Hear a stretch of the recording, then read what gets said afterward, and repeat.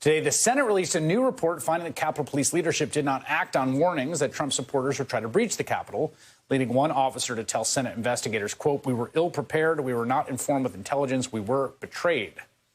There's also a lot the report does not cover. As Washington Post's Greg Sargent points out, quote, "It does not officially describe the attack as insurrection, instead opting for the word attack, and avoids a frank discussion of the role played by one Donald J. Trump." Senator Gary Peters of Michigan is the chair of the Senate Homeland Security Committee, one of the committees that published that report, and he joins me now. Senator, what was the scope of this report? What was the sort of task before your committees? The scope was limited right from the start. It was a bipartisan look at what exactly happened on January 6th in terms of security failures and why did those failures occur and what sort of changes need to occur to make sure that that never happens again and that the Capitol is secure and the men and women who work in the Capitol are secure and that our democracy is secure to prevent an attack on the Capitol building. But it was focused on just those days' events. We looked at intelligence and saw, obviously, failures in intelligence, also saw failures from the leadership of the Capitol Police, although I want to be clear, and certainly your opening showed it vividly, that the men and women, the frontline men and women who were there defending the Capitol were heroes, but they were let down by their leadership. It was clear in our investigation that there wasn't a plan. In fact, during the attack, you'll have officers that were on the radio saying, "Where is the plan? Who has a plan?" It put them in a horrible position. And also problems with getting the National Guard here and the fact that there needed to be a more effective plan up front. So we were focused on that. We wanted to get a plan or a report out that had specific recommendations that could be acted on very quickly. There are 20 recommendations in this report, and we hope to get those in place as quickly as possible. Just to follow up, I've read the executive summary of the report. What is the answer to the question, why was there no plan? There is not a good answer for that to why there wasn't a plan. And it was actually kind of striking. One of the questions that we asked of the leadership of Capitol Police is where were the officers deployed at the beginning? Where were they on the Capitol grounds? They couldn't give us that information. It was clear they didn't have that kind of plan. There were intelligence failures, and it's something my committee will continue to work on, is to find out why the intelligence community did not put out the kinds of warnings that would normally go out to local law enforcement, even though the plan was basically being done in the open. You could see social media, you could see news reports of what was being said by folks that were going to come to the Capitol. They were going to engage in violence.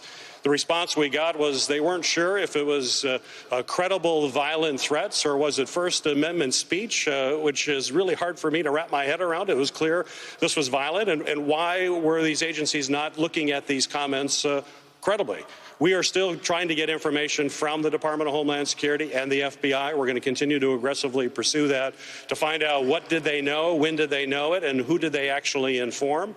But it clearly was not getting to the police in terms of getting them into action to put together a plan. There was an FBI statement that came out the day before that said folks are coming and they're saying they're prepared for war, and yet it never got to the actual folks on the front line and the rank and file officers to know exactly what was coming at them. And so you had a situation, which is in our report, is that you had folks, and your videos show it, we had officers that were basically just in their regular uniforms. They weren't wearing riot gear. There was inadequate supply of the shields and the helmets, and quite frankly, even the training. Most of these officers hadn't been trained since they were in the academy.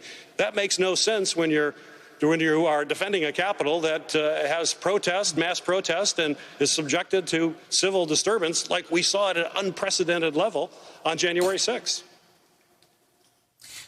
Senate Minority Leader Mitch McConnell said today, and I'm going to play this for you, basically, this is an example of why we don't need a January 6th commission. I want to get your response. Take a listen. Today's report is one of the many reasons I'm confident in the ability of existing investigations to uncover all actionable facts about the events of January 6th. What do you think of that?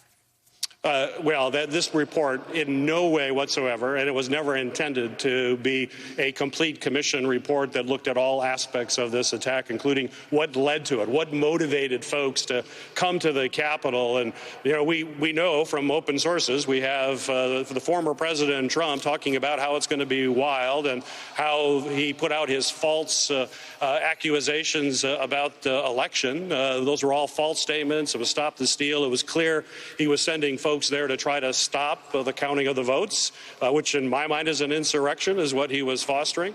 But we were focused just on the actual security breaches that occurred on that day. It was meant to be limited in scope. We need to do a whole lot more. We have to ask a whole lot more questions, and we have to get a whole lot more answers. That's why I'm so disappointed we don't have the commission. But certainly other committees need to start picking this up as well. If we look back at 9/11, before the commission went forward, there are actually a large number of investigations done by a variety of committees in the Congress. I certainly hope we can continue to have those investigations. We can't be done. As I mentioned at the top of this interview, my committee, as chair of Homeland Security, we are looking into the rise of violent extremist groups, domestic terrorism, which is a significant, in fact, the most worrisome terrorist threat to our homeland is domestic. It's not foreign. And we certainly saw elements of that on January 6th. And we have to treat this threat with the seriousness that it deserves. We are not giving up when it comes to continuing to look at what is behind this rise of domestic terrorism that we've seen recently. Senator Gary Peters, chair of that Homeland Security Committee. Thank you so much for your time tonight, sir. Great to be with you.